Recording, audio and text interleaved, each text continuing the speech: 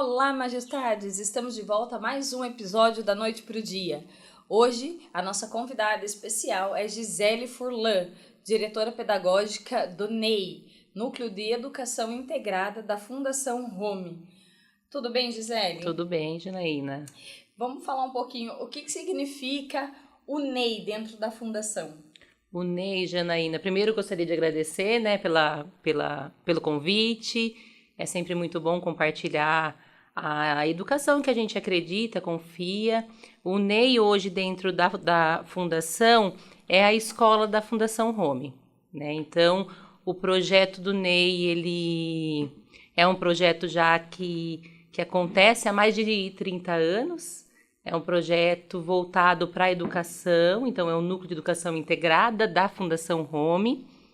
É um projeto que foi um sonho, a Fundação Home tem como DNA a educação, né? Então, desde 1957, o projeto inicial foi voltado para a educação.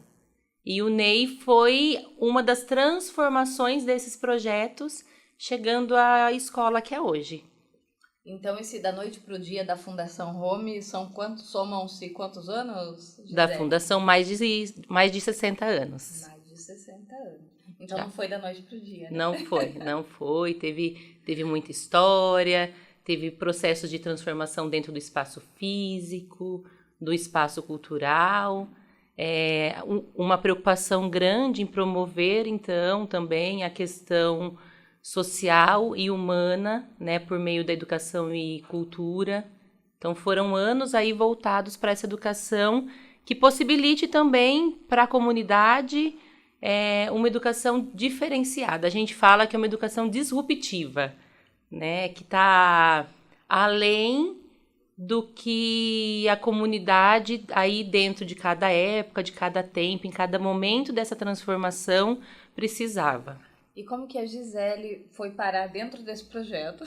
A Gisele tem uma história longa aí com o NEI, né?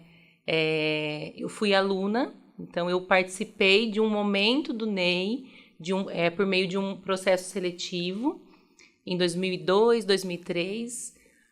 O NEI, inicialmente, ele não era uma escola regular. Então, o NEI atendia estudantes do município de Santa Bárbara do Oeste que participavam, né, que tinham frequência nas escolas regulares do estado.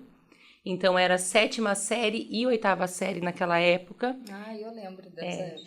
Eu participei desse processo seletivo e fui classificada aí, né, passei nesse processo. Minha família ficou muito feliz, né, com todo esse movimento, porque o NEI já era reconhecido aqui no município como uma referência em educação. E era um algo a mais também, né? Porque o estudante estudava um período na escola pública, né? E no outro período, o termo era, sei lá, na minha época, fazia fundação. Isso, não, é isso mesmo. E a gente percebia que os estudantes também, que tinham essa oportunidade, porque era uma oportunidade, eram diferentes também dentro da escola e do espaço que eles viviam. Então, eu tive essa oportunidade lá em 2002, 2003, participei desse projeto. Após esse período no meu ensino médio, eu fui voluntária. O NEI tinha um projeto que se chamava LEP na escola pública. LEP, né? Logo na escola pública. E dentro desse projeto, nós tínhamos parcerias com o município, com o estado, de levar, então, para estudantes de 4ª série, depois 4º ano, né? Uma linguagem de programação específica, que é o Logo. E essa linguagem trabalhava com a matemática, com movimentos aí para desenvolvimento de habilidades e competências da lógica. E eu fui voluntária, então, em todo o meu ensino médio, também dentro do NEI. Então, desde aquela época eu estou presente. Depois fui estagiária dentro do NEI também, mais na parte administrativa. Fiz pedagogia, então eu sou pedagoga. E dentro da pedagogia eu me descobri ali também, como professora, como educadora, como mediadora. Aí prestei um concurso público, saí um pouquinho, fiquei um tempo aqui no município, como professora de educação básica,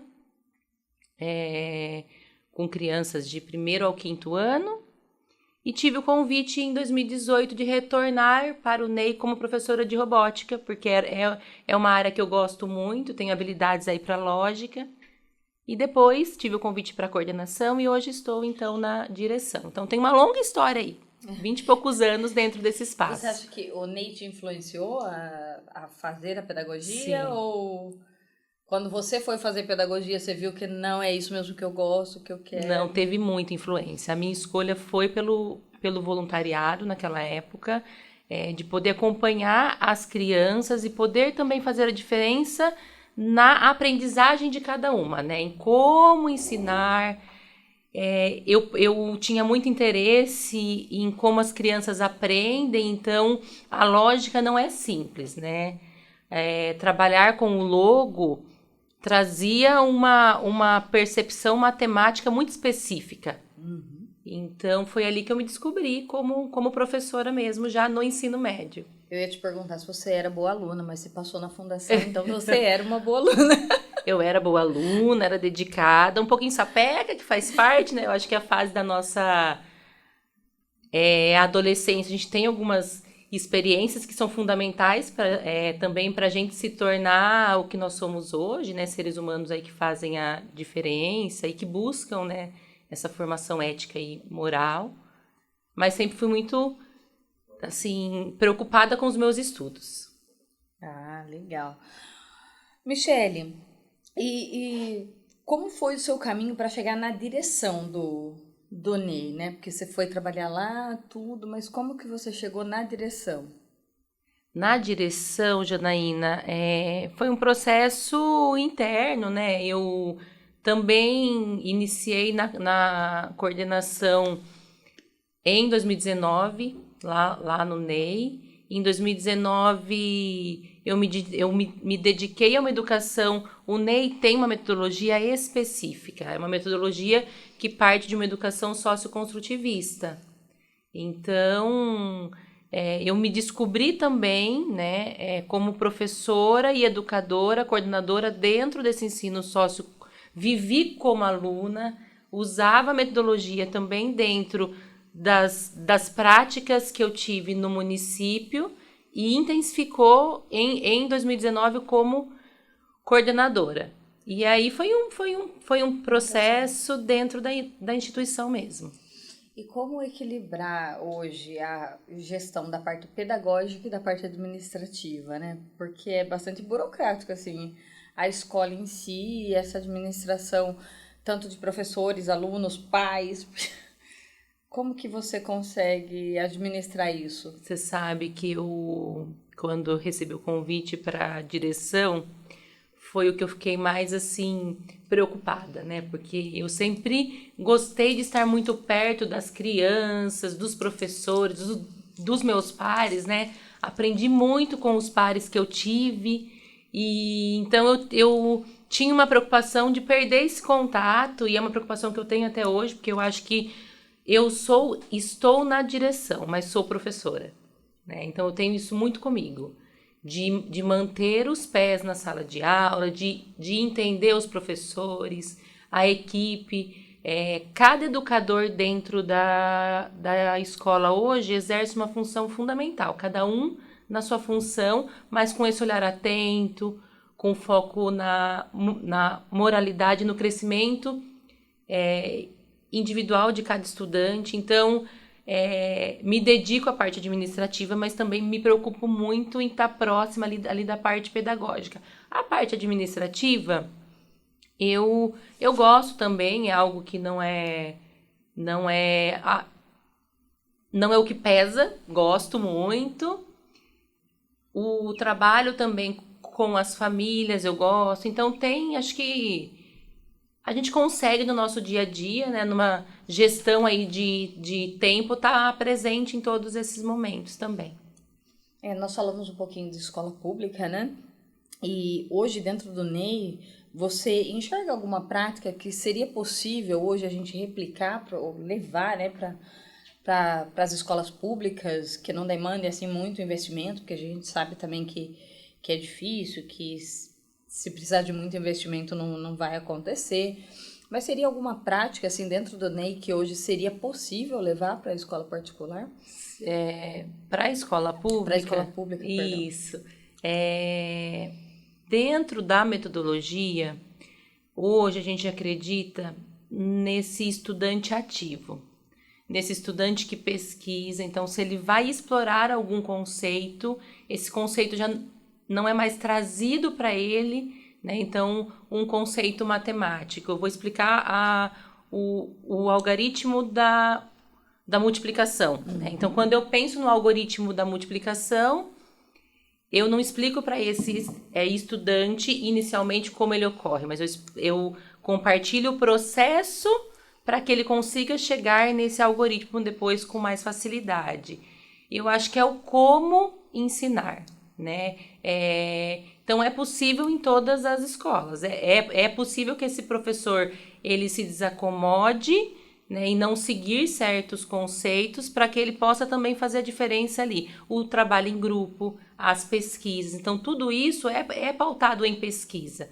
Tudo isso é pautado no trabalho em grupo e entre pares. Quando você compartilha o que você sabe com o outro, você aprende de outra forma, porque você está compartilhando como você pensou para chegar no algoritmo da multiplicação. Então, todo esse processo de aprendizagem é um processo que os educadores precisam, é o que a gente acredita, né? O educador que a gente confia as nossas turmas, ele precisa ter esse olhar. E esse olhar ele é possível em qualquer espaço.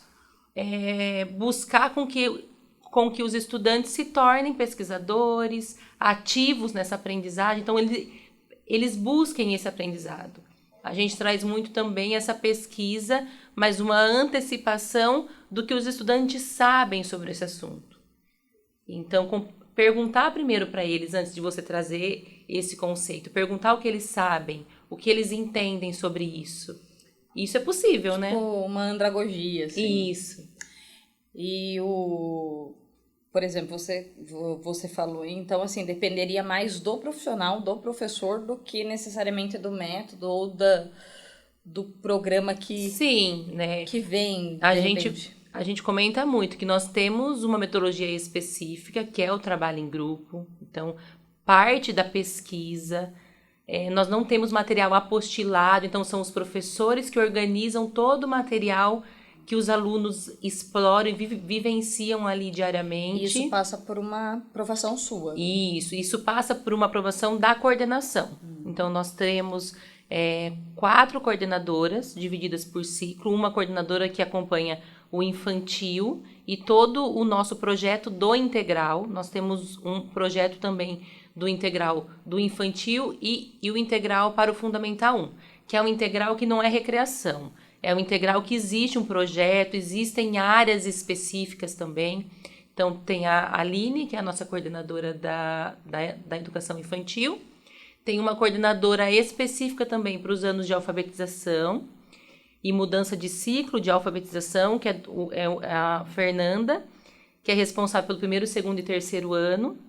Uma coordenadora do 4º ao 7º, que trabalha com a transição também desse 5º para o 6º ano, porque os estudantes estão na fase de transformação também, de criança para pré-adolescência, adolescência, então é um movimento que precisa também de uma dedicação. Uns amadurecem um pouquinho mais rápido, isso. Outros menos. E essa preocupação de mudança também dentro do nosso espaço, porque sai de um prédio, vai para outro prédio, então a gente tem uma preocupação com esse acolher também o estudante que está saindo de um ciclo, de uma professora polivalente que é responsável pelas disciplinas de base para 14 professores, 14 disciplinas diferentes. Então, é uma preparação mesmo, né, desse grupo para que ele consiga ter uma boa vivência e experiência no Fundamental 2, que a gente chama, né, os anos finais do ensino fundamental. E uma coordenadora do 8º ao médio,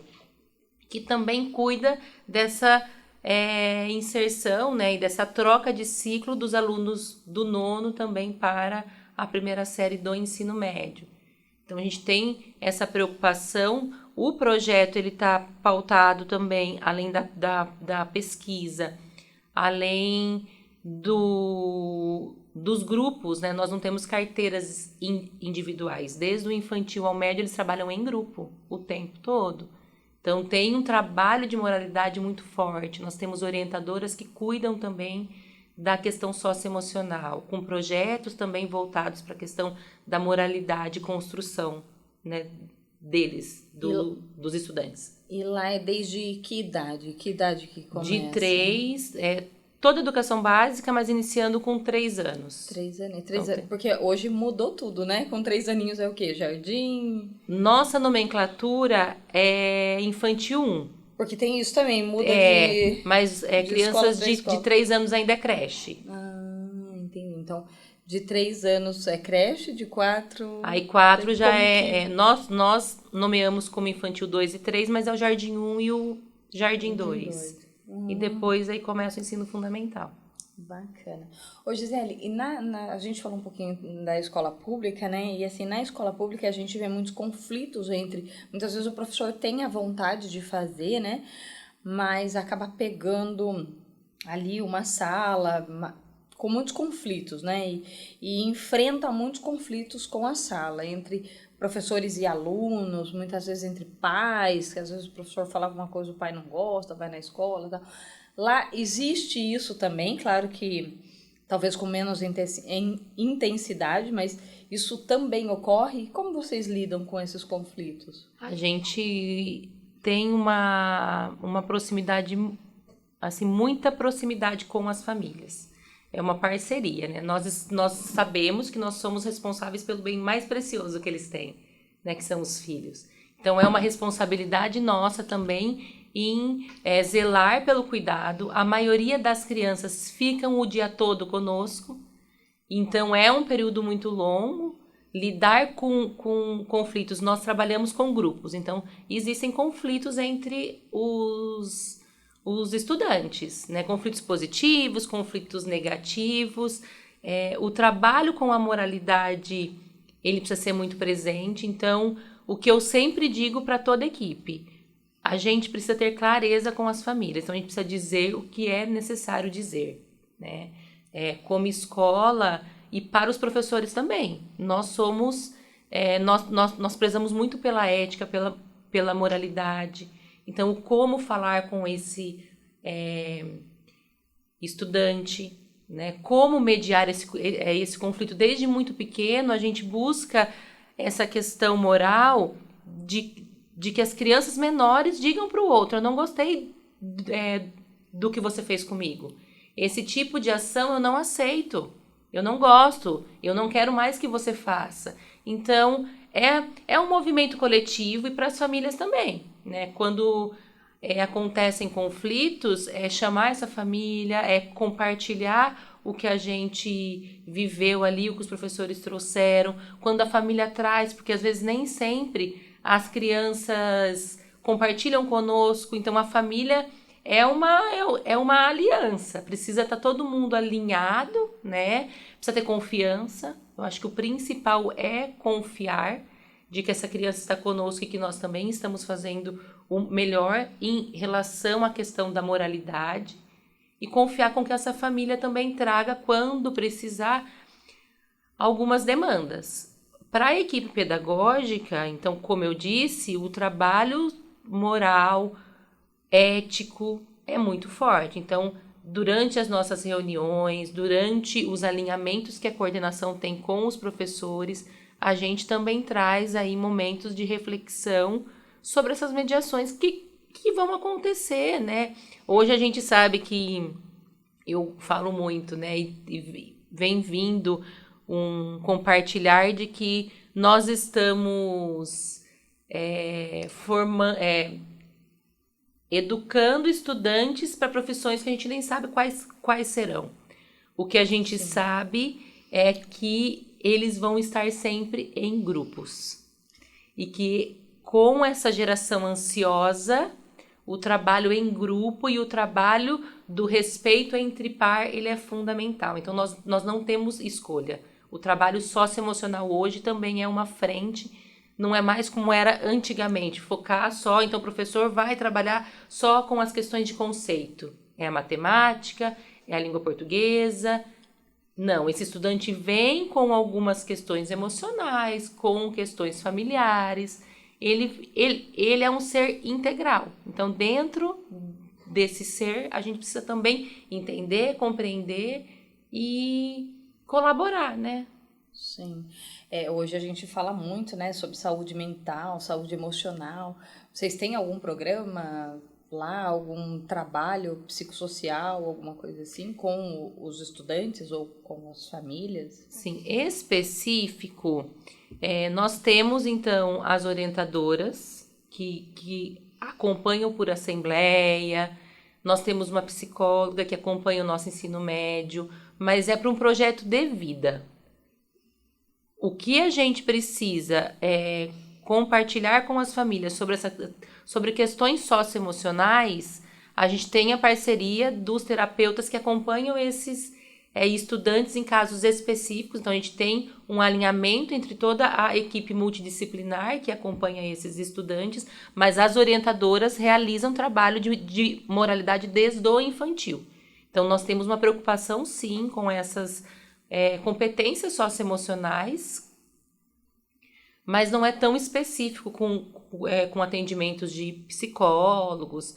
A gente faz um trabalho pedagógico voltado para a questão socioemocional. Mas, de repente, vocês conseguem identificar, por exemplo, esse aluno acho que está com algum problema ou em casa, ou algum problema emocional, até mental, né, assim, sim, relacionado, né? Sim, conseguimos. O professor está ali com o estudante preocupado com a aprendizagem, com a relação entre pares. Então, quando a gente percebe que essa aprendizagem está ficando aquém do que esse estudante ele domina, então a gente se preocupa nessa questão de aprendizagem, porque algo não está fechando, porque caminhava bem e de repente, né, a gente percebe que teve um atraso.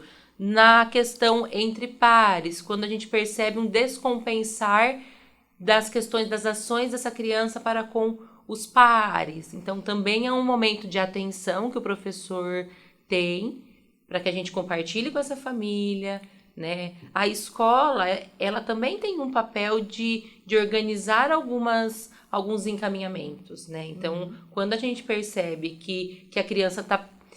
A gente fala muito que as crianças pedem ajuda. Elas estão mostrando pra gente. A gente precisa ter um olhar atento para entender, para ouvir. É que hoje em dia, igual você falou, né? As crianças passam muito tempo na escola e muitas vezes os pais chegam à tarde, correria do serviço Sim. e tal, e acaba não tendo esse olhar, que o que está errado, né? Deveria ter, mas acaba muitas vezes que passando.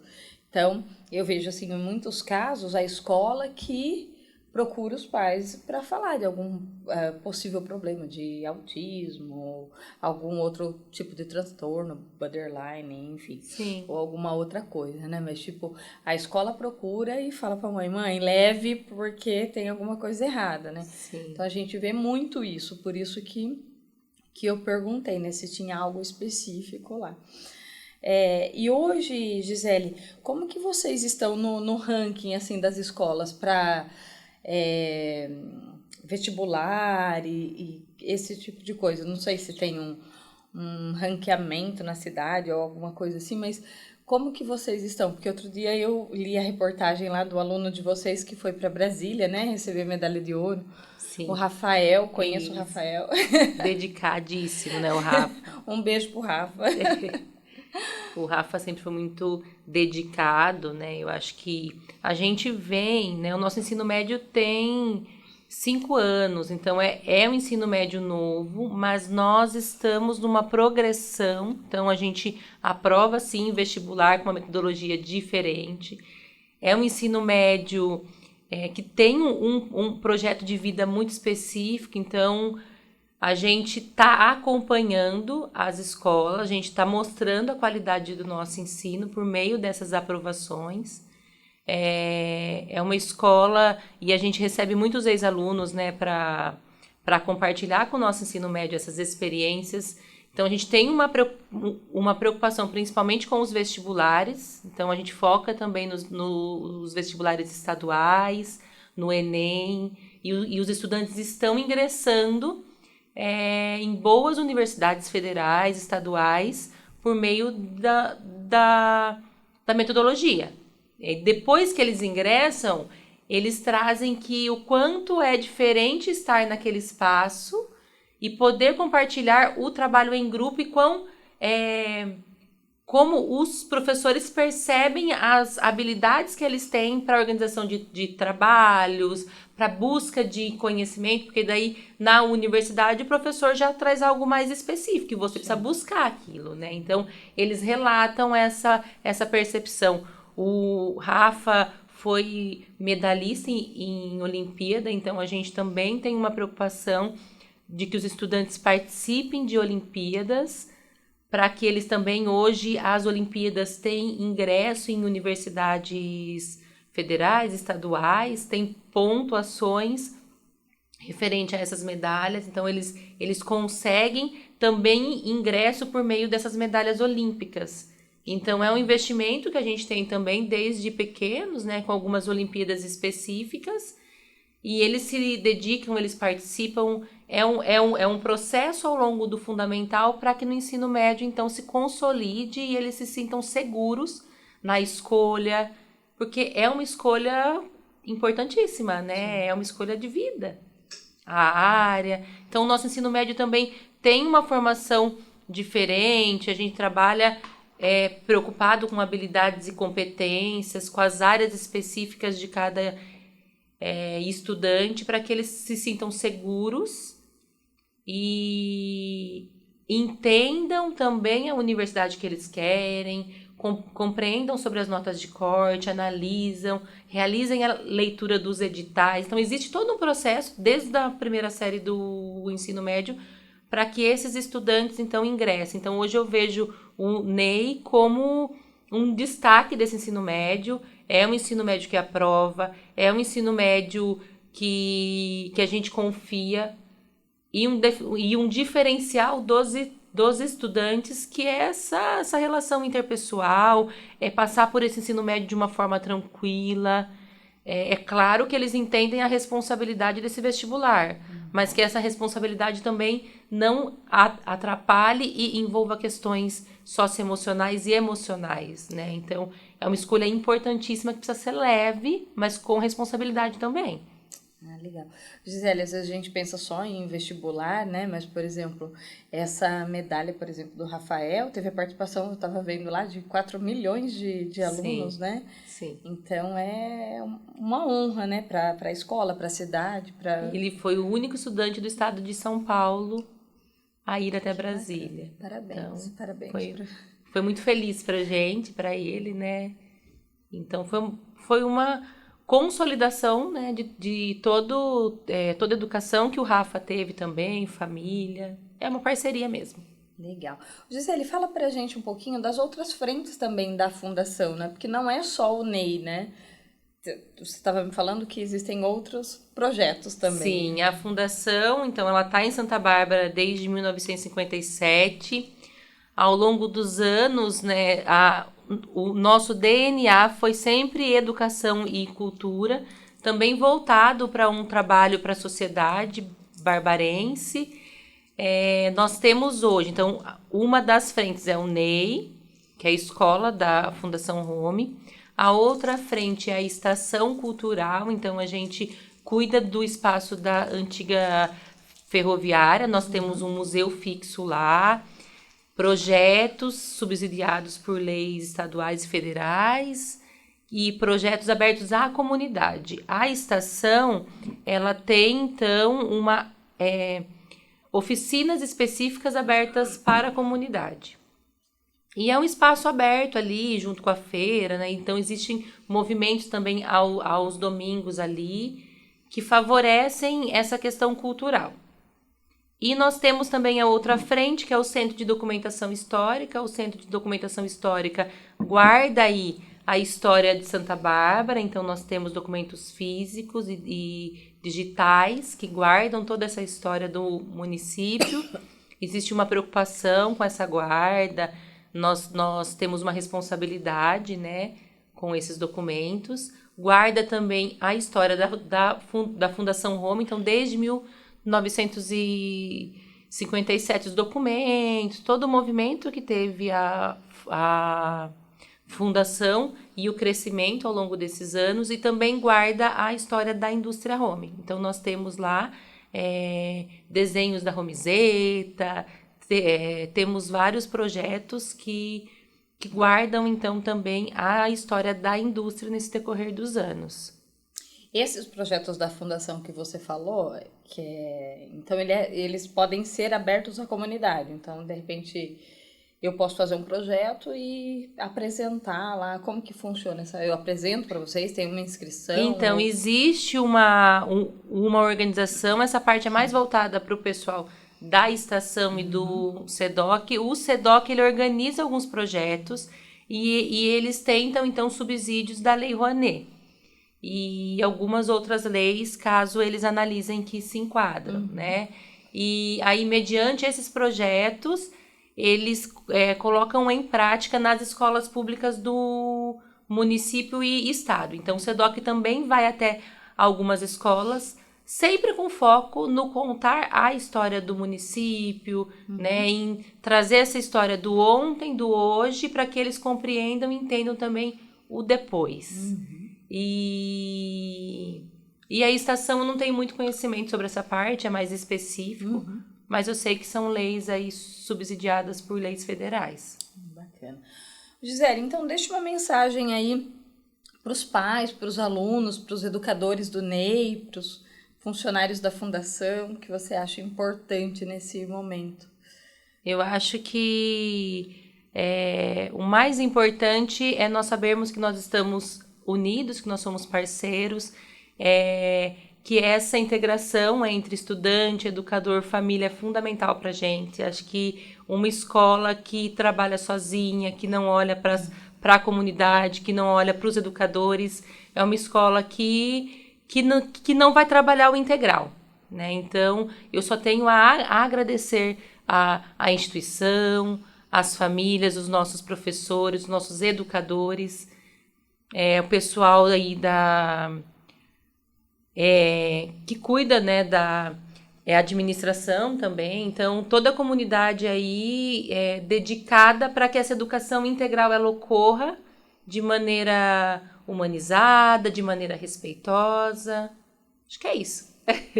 Maravilha, Gisele. Eu agradeço. Eu que agradeço, Janaína. Ter vindo aqui para a gente bater esse papo bacana. Com certeza a gente vai conseguir esclarecer muitas vezes as dúvidas de muitas pessoas, né, que têm isso em mente, que ouve falar da fundação, mas não sabe exatamente o que é, do NEI.